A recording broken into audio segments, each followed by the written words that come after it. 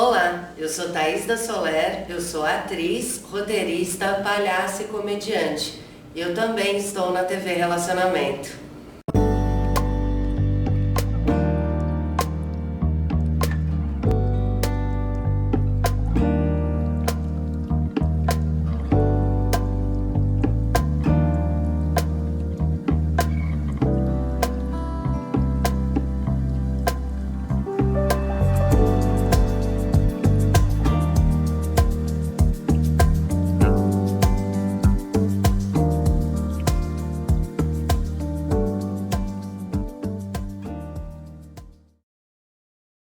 Olá, internautas!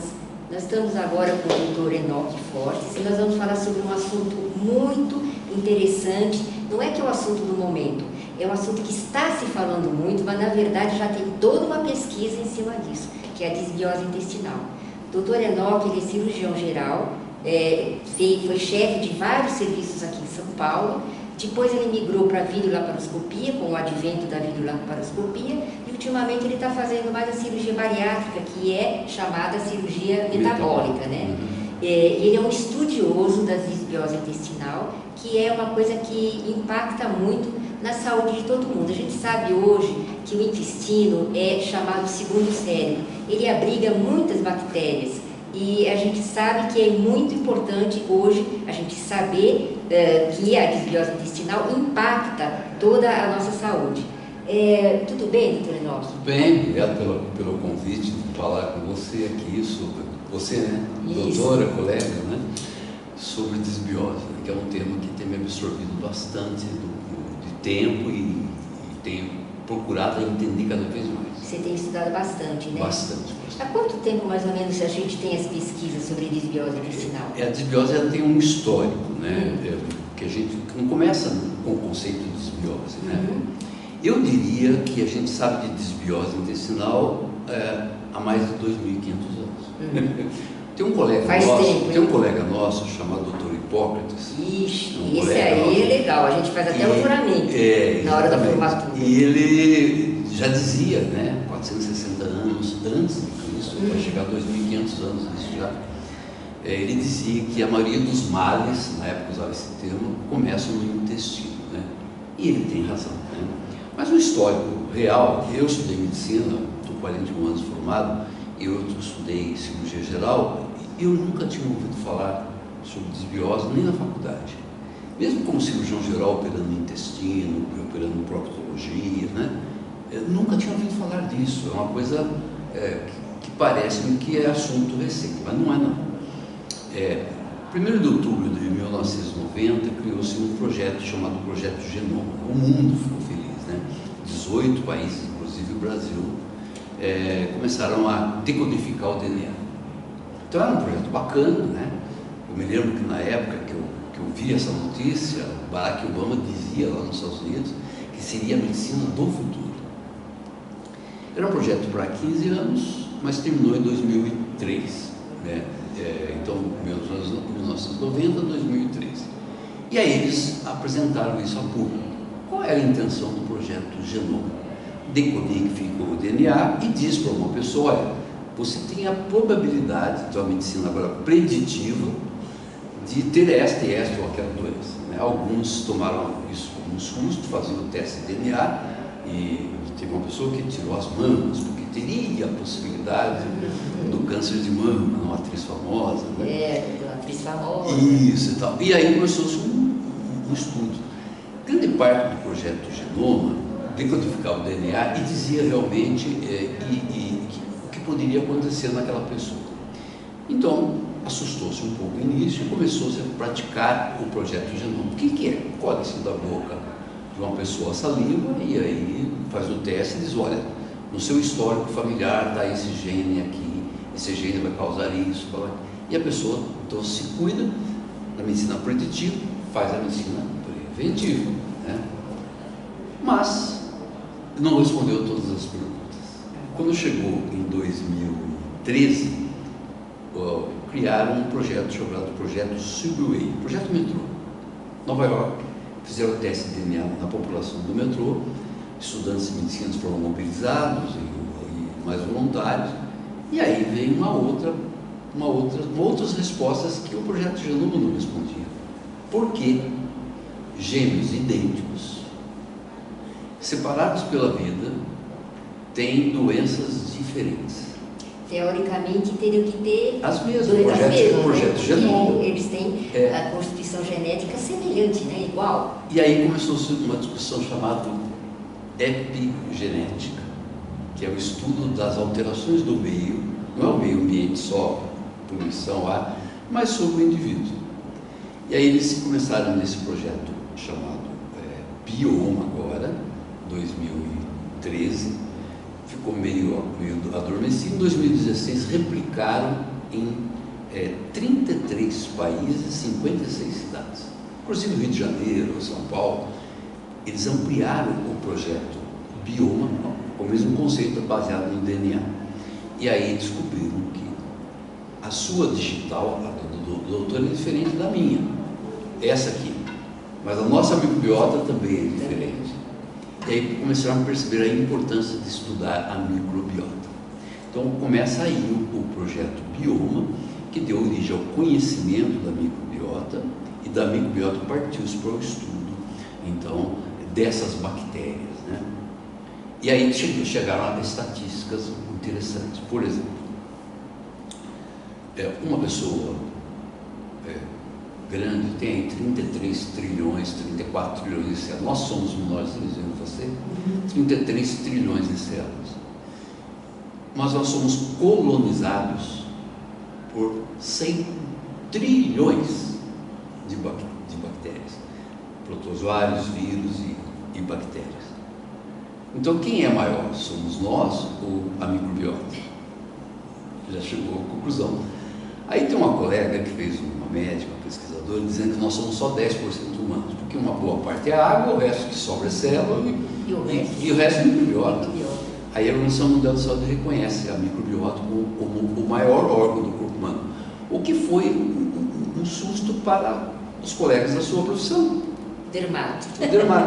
Porque eu estudei medicina, e a doutora também, e assim, qual é o maior órgão do corpo humano? Pele. A pele. A gente falava com o maior orgulho. Se a microbiota tem função, ela é órgão. Se ela é órgão, ela é maior, entendeu? Então, a maior órgão do corpo humano é a microbiota, aí depois fica a pele para a gente discutir. É isso, basicamente. Então, esse é o início do estudo da microbiota. Agora, desses 100 trilhões, 80 trilhões estão no TGI, no tubo gastrointestinal. O restante está na pele e em outras partes do corpo, né? E aí eles começaram a estudar essa microbiota. Eu me lembro que quando a gente estudou microbiologia, acho que terceiro ano da medicina, pegava-se umas placas, a gente colocava lá as bactérias, depois ia colocar antibiótico e ia estudar. E aí aprendemos o seguinte: bactéria pisa na barata, tem que matar, tem que colocar antibiótico. E essa foi a minha visão sempre de médico, entendeu? Olha, bactéria é algo que você tem que dar antibiótico. Bacana, e é necessário mesmo, em alguns casos. Alguns realmente precisam, né? Se você vai ter uma helicobacter óssea, você vai ter que... uma pneumonia, né? O helicobacter digestivo, que foi descoberto pouco depois que eu me formei, né, na medicina. Então, a gente entende que tem que tratar. Mas aí começamos a estudar de forma mais objetiva. Existem no PubMed 20 mil artigos a respeito da microbiota. Hoje, sobre desbiose, mais de 9 mil artigos. Isso está sendo visto no mundo todo e eu comecei a prestar atenção nisso. Assim, eu acredito que ali nós estamos em 2025, 2019, 2020, comecei a ler alguma coisa aqui. Mas quando chegou aí, uns 4, 5 anos atrás, eu resolvi ler um pouquinho mais e prestar atenção no que os colegas estavam falando, porque começou a surgir os probióticos na minha área, que é a gastrocirurgia. Aí eu comecei a estudar probiótico. Então hoje, como é que você vê o que é desbiose intestinal para você? Bom, então vamos assim, a desbiose intestinal é um desequilíbrio da microbiota. Ponto. Agora, como assim? Nós temos no tubo digestivo 80 trilhões de bactérias. Desses 80 trilhões, 85% devem ser fermentativos. Isso é o normal, isso é o saudável, saudável. assim. Desses 80 trilhões, 85% devem ser fermentativos e 15% putrefativos. O que fazem as fermentativas? Fermentam. O que fazem as putrefativas? Putrefam. E é como se fosse, para explicar de uma forma bem simples, imagina uma rua que tem a casa número 1 e a casa número 100. A casa número 1 é a boca, e a casa número 100 é o reto, é uma rua. Em cada casinha tem uma família, e em cada família elas estão vivendo em equilíbrio dentro daquela casa. Se muda alguém, uma família, da casinha 80 para morar na casinha 20, vai dar conflito. E como é que se explica isso? As bactérias, elas são seres vivos que recebem a nomenclatura dos seres vivos, como no vegetal e no animal, né? Então, são famílias, espécies, filos, tudo igualzinho, tudo tem nome. Então, tem uma bactéria chamada Akkermansia, né? Tem uma bactéria chamada Escherichia coli, Klebsiella, né? Tem várias, né? As fermentativas, elas fazem um papel bacana. Pense no passado, a gente pensava assim, a gente come alguma comida, como é que ela entra lá no intestino? A gente pensa assim, as enzimas, estudamos isso na faculdade, as enzimas, os ácidos destroem e aí entra na parede intestinal. Não é assim. Isso que o Projeto Bioma descobriu. Quem come o que a gente come são elas, a gente não come nada. Elas comem, transformam, fermentam e colocam os nutrientes na parede intestinal. As fermentativas estariam então numa simbiose, né? Simbiose conosco, né? Então é interessante, por exemplo, você tem bactérias responsáveis por quebrar o açúcar, e o açúcar causa energia, né? Akkermansia, né, por exemplo. Aí você tem bactérias que são responsáveis para produzir o butirato. Aí você fala, o que é isso? O tubo digestivo, ele é um tubo. O sistema digestivo agrega o fígado, o pâncreas, a vesícula, né? É um tubo. Esse tubo é formado por vilosidades, microvilosidades. E as vilosidades recebem sobre ela as células da parede intestinal, que modulam a cada 21 dias, são trocadas, eliminadas. Como a gente tem na pele cada 28 dias, no intestino cada 21 dias a gente modula. Então, as nossas células da parede intestinal estão juntinho uma da outra. E elas são células que têm um formatinho interessante. Elas têm dedinhos. Elas são células dendríticas. Então, aqui está a célula e em cada uma delas tem um dedinho. A bactéria come, por exemplo, vegetal, uma proteína, o açúcar, o que for, né, o carboidrato, pega o nutriente e coloca aqui. Nesses dedinhos, os dedinhos puxam e o que é bom vai para a corrente sanguínea e vai para o fígado, né? O trato mesentérico vai para o fígado. Então, isso é o equilíbrio normal. Acontece que ocorreram nos últimos anos uma quantidade imensa de modificações nos alimentos. E a gente hoje não come alimento, a gente come produto alimentício. E o que aconteceu?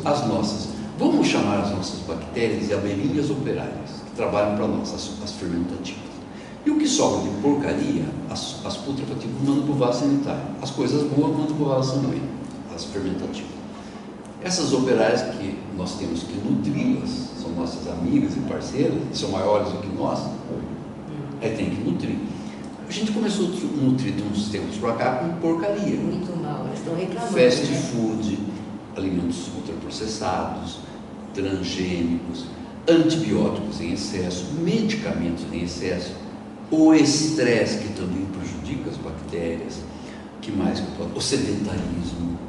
Você percebe que tem várias as toxinas, e aí nós começamos a matar, entre aspas, as nossas operárias fermentativas.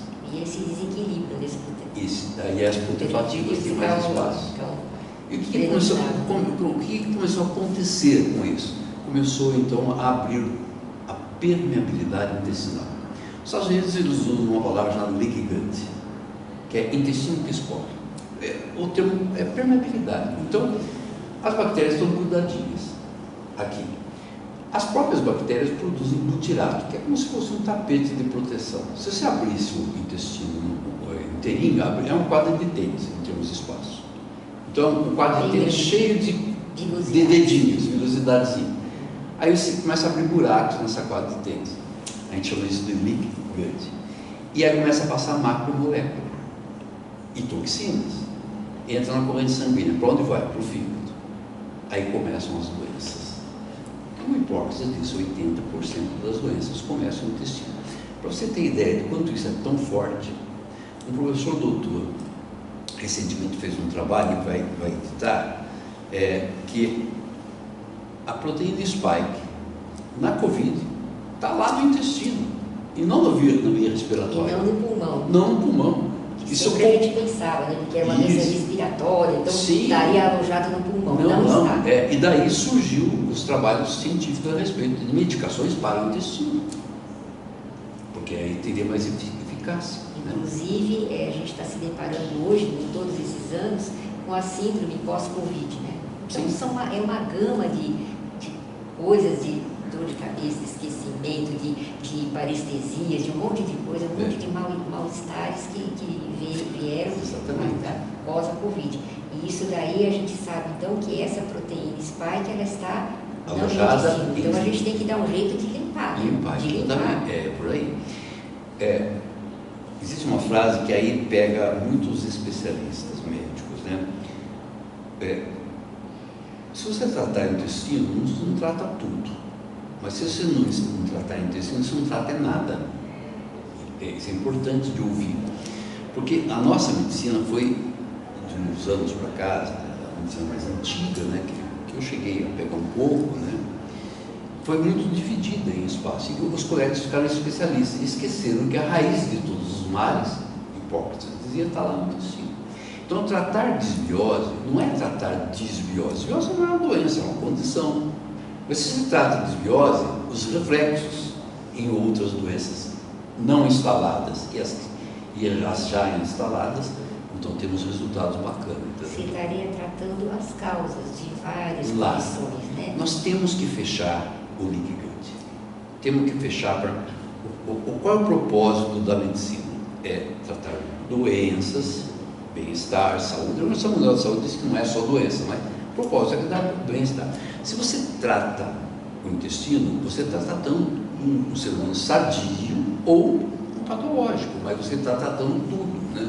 Em alguns casos você está prevenindo, né? Medicina você está começando já a prevenir antes que apareçam males maiores. E cai na medicina genômica também, da preditiva, porque você pode tratar gêmeos, né? Homozigotos separados, com coisas iguais. Trata o intestino, você resolve 80% das patologias. O intestino, então, tem essa condição na disbiose, que é o leak gut. E tem o leak brain também, né? Sim. Então, qual é a relação? Isso é bacana. Então, a gente entendeu permeabilidade intestinal, leak gut. Acontece que quando entra coisas ali no intestino, vai para a corrente sanguínea e vai para o cérebro, né? E ao ir para o cérebro, a gente tem lá a barreira hematoencefálica. Existe um nervo, que todo mundo conhece, que é o nervo vago. O nervo vago sai lá do tronco cerebral e abre no esplênico, no intestino. A microbiota, as bactérias, se comunicam através do nervo vago com o cérebro. Então existe um eixo, chamado eixo microbiota-cérebro. E está em leak gut, abre lá na barreira uma permeabilidade da barreira. Então nós temos o leak brain, entendeu? Que é cérebro que escorre. Usando uma palavra bem simples, né?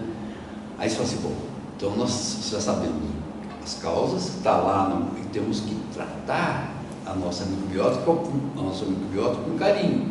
Temos que tratar as bactérias.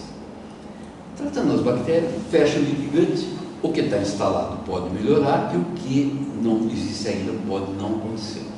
Tá? Então, quais doenças você acha que estão mais relacionadas com essa condição, a disbiose intestinal? Quer dizer, de um modo geral, o que a gente poderia, vamos dizer, mapear, né, que poderia estar ligado à disbiose? Então, aí é bacana, né? porque quando você tem um quadro de desbiose, que é essa mudança da genética, você tem lá na parede intestinal uma síndrome inflamatória. Se você tem síndrome inflamatória, então, basicamente, o intestino é responsável pela produção de serotonina, 90%, é responsável pela dopamina, consequentemente a melatonina para dormir bem, e também o intestino é responsável pela produção de hormônios. Então você vê a importância do intestino no geral. Quando você tem a síndrome inflamatória, você vai bloquear essas coisas. Então as doenças são advindas da desbiose. Então aí nós temos as doenças inflamatórias, basicamente, depois as doenças autoimunes, que é uma síndrome inflamatória, doença autoimune. Então você tem as doenças autoimunes, aí vem desde artrite, artrose, vitiligo, melasma, aí entra na área da doutora, né? As doenças, 150 doenças autoimunes. A hiperadopamina, serotonina, depressões, né? Todos esses. Aí nós vamos depois também nós vamos para o cérebro. Aí tem aí o TDAH aumentou muito, o autismo também. Já existem trabalhos científicos relacionando a desbiose com essas duas patologias. Porque antes não tinha diagnóstico. Agora todo mundo é autista, uma grande parte tem TDAH. Relaciona com a alimentação. Mudou a alimentação, mudou a alimentação na humanidade, tivemos o aumento dessas doenças. Alzheimer, o Parkinson, a demência precoce, né? Demência assim. Então, isso tudo, as doenças cerebrais. Agora, as doenças do próprio intestino, um pequeno divertículo, que depois vira uma neoplasia, vira um câncer do intestino. As doenças decorrentes dos cânceres, de uma forma geral. Também. Cânceres aumentaram demais. Esteatose hepática, que a gente chama hoje de infiltração gordurosa hepática também, né? O diabetes tipo 2 e o 3. Porque o diabetes tipo 2 é causado por quem? Pelo paciente. Não é genético, não é bem do genoma. Ele é causado pelo paciente através da alimentação. Você está alimentando coisas que não são, que não deve, o que vai acontecer? O tipo é genético mesmo, né? Então você tem inúmeras doenças. A hipertensão arterial. A hipertensão arterial é uma doença cardíaca. Não é bem assim. Você tem processo inflamatório na periferia dos tecidos, você tem aumento da resistência e aumenta a pressão arterial. Do endotélio. Os inflamados têm pressão arterial elevada. E o que é inflamação? É a inflamação do endotélio. Obesidade também, né? A pessoa faz o PCR, nossa, eu estou com o PCR lá em cima, não sente nada, mas é obeso. É obeso. E tem um PCR, nossa, o doutor falou que eu estou inflamada, mas onde estará essa inflamação? A obesidade, no caso depois de nós que trabalhamos com a bariátrica, a obesidade, a grande maioria é resultado da alimentação, né? Ultraprocessado, açúcares em excesso, carboidrato em excesso, que são necessários na dose correta. Então, nós temos também a obesidade normal, que a gente chama de obeso leve, obesidade mórbida e assim por diante. Tem aquela classificação sobrepeso, né? Doutor, como é que a gente faz para tratar? Todos os nossos internautas querem saber como tratar essa desbiose. Bom, quando eu vi as primeiras coisas de desbiose, e eu comecei a pensar o que poderia ajudar, aí vem a indústria farmacêutica nos apresentou algumas possibilidades, que são os probióticos. O prebiótico é o que a gente coloca para dentro para nossas bactérias, o prebiótico. Probióticos são as próprias bactérias, eles trouxeram para nós, a indústria farmacêutica trouxe algumas possibilidades, então tem uma gama de probióticos aí que podem ser usados, né? E esses probióticos, quando eu entendi a magnitude dos 100 trilhões, 80 trilhões de micro-organismos, eu olhava nas bulas, na explicação da indústria farmacêutica, e via lá, no máximo, aí um probiótico com 10 bilhões de células. É como se eu jogasse uma areia numa praia, no deserto. É muito pouco. Geralmente é um tipo só, e né? 2, 3, bífidos, exatamente. Mas não atende a minha colmeia inteira, entendeu? Não atende. E aí parte-se para a ideia do que era feito no mundo que as pessoas não estavam desbióticas no passado, né?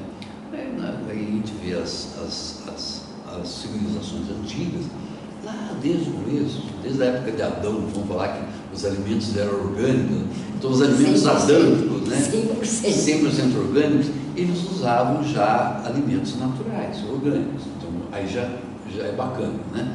Pouco depois veio os primeiros alimentos fermentados do mundo, antes dos cozidos. Aí a gente pode, antes dos cozidos, na história da humanidade, antes dos cozidos. Então a fermentação a gente pode citar aí o próprio pão, o próprio vinho, né? E outros alimentos. Mas o fermentado já é usado por civilizações antigas. E foi mapeado no mundo 5 zonas chamadas Blue Zones, né?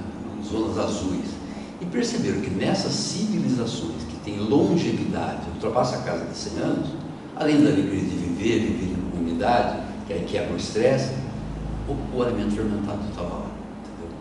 E aí a gente vê recomendações de um monte de alimentos fermentados. Eu vou citar aqui: kefir, o iogurte, que é coalhado, o repolho, o miso no Japão. Eu fui ao Japão, serve-se miso como se fosse uma entradinha, entendeu?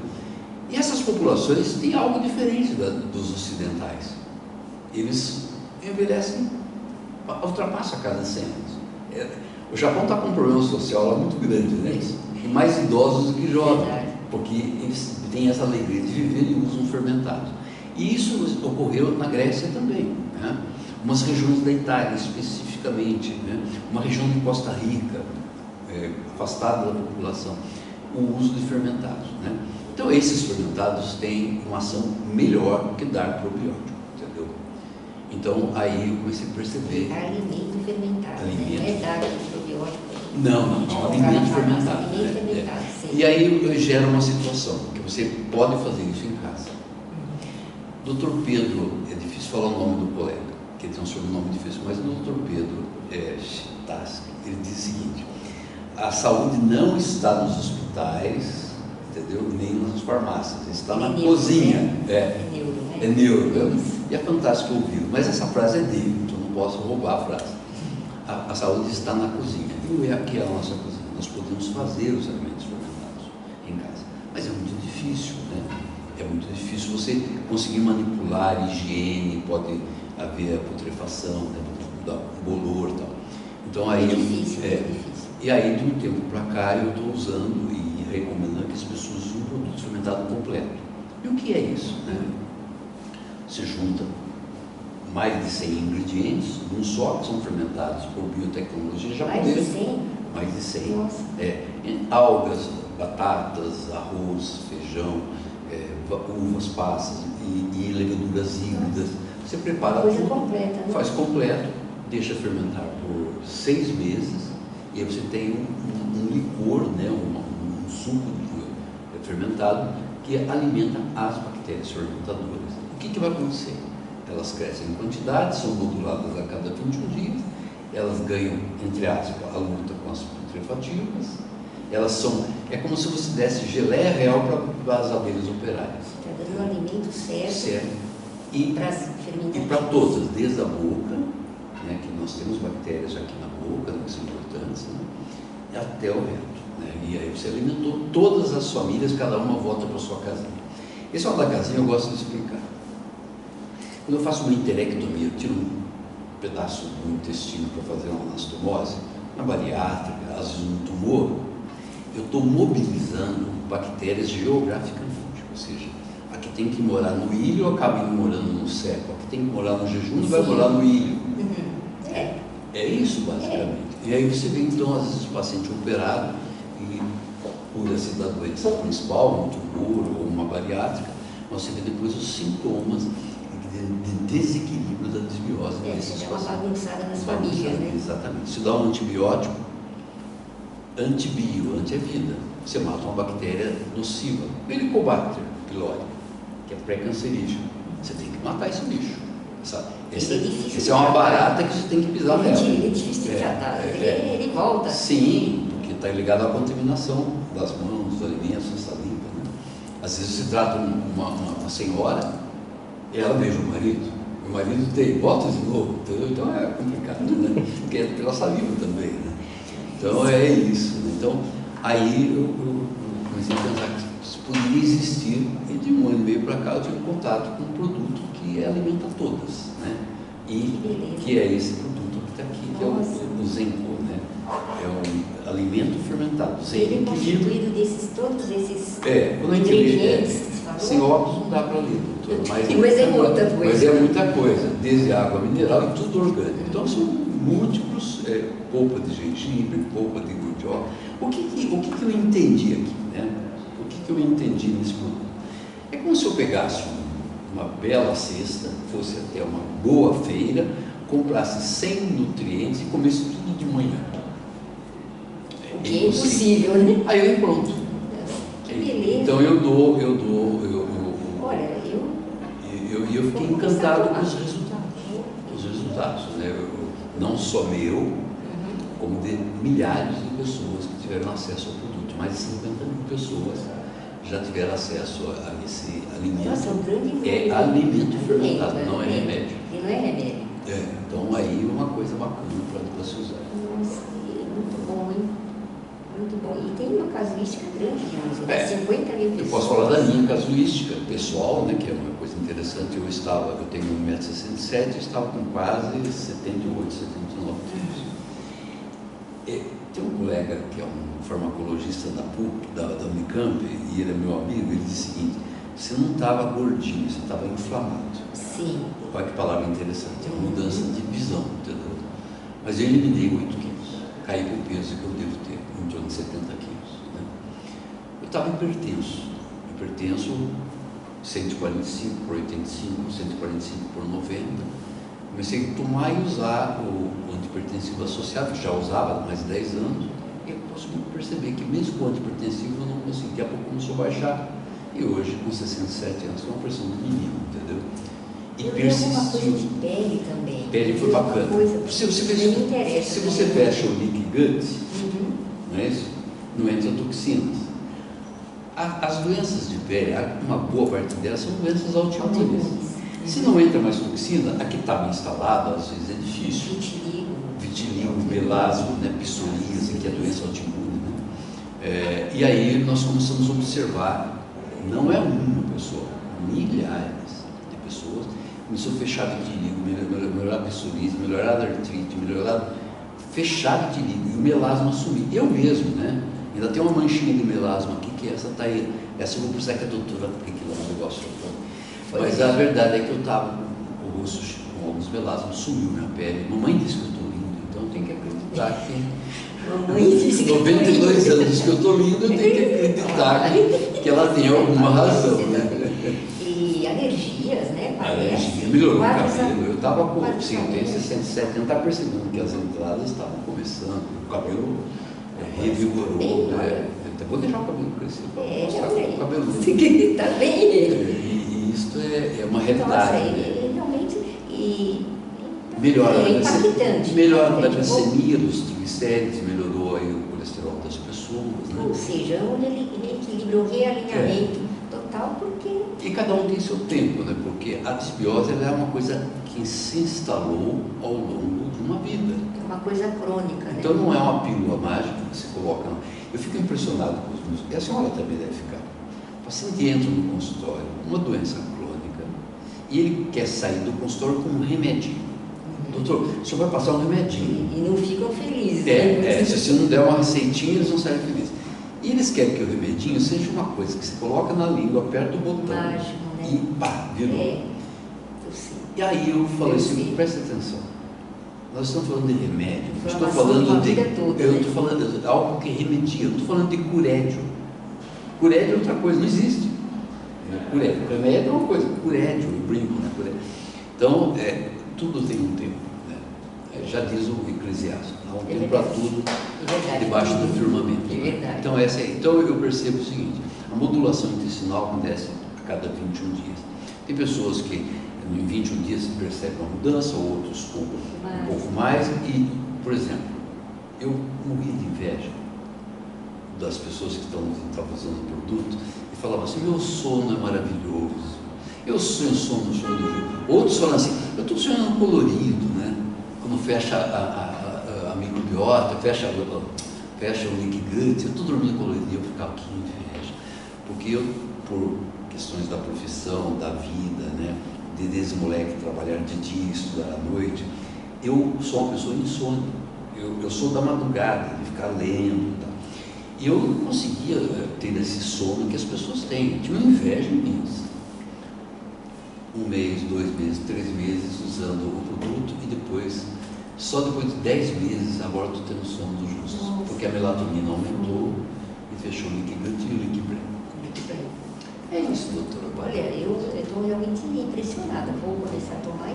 E as pessoas que têm problemas de pele, que tem umas que realmente a gente não consegue resolver. Vitiligo e coisa, é difícil de resolver. Vitiligo, psoríase, alguns quadros são muito difíceis. Sim.